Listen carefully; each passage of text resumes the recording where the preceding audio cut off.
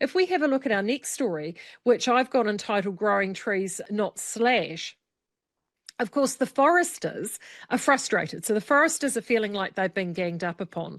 And when they were asked for comment, they said, I appreciate in a really hard event like what we've just been through, it seems like there should be a way for us to prevent wood coming down into communities. And that's something that we're really interested in working with communities on. But she said there were several areas that weren't actively harvesting operations that produce a slash, but rather growing trees that come down. One thing that strikes me about this quote, Marie, as soon as I read it, as we were preparing for this show, I read that line, and that's something that we're really interested in working with the communities on. Where have we heard that before, Alistair? It's got to be community led. But the community isn't causing this. The community isn't it has no control over this.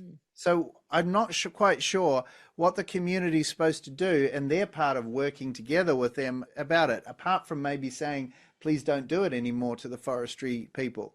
But, there's also lots of stories that as we read through, as we were doing the research for this show, you start to understand a little bit more of the intricacies, and it seems like they're planting a lot of these trees in places where perhaps they shouldn't be planting them. They're planting them on ground, on soil, which is maybe a little bit too shallow, and it's on top of rock or something like that. And I think what it's kind of showing is that this rush to put land into forestry all over the country perhaps is coming back to bite people in the butt.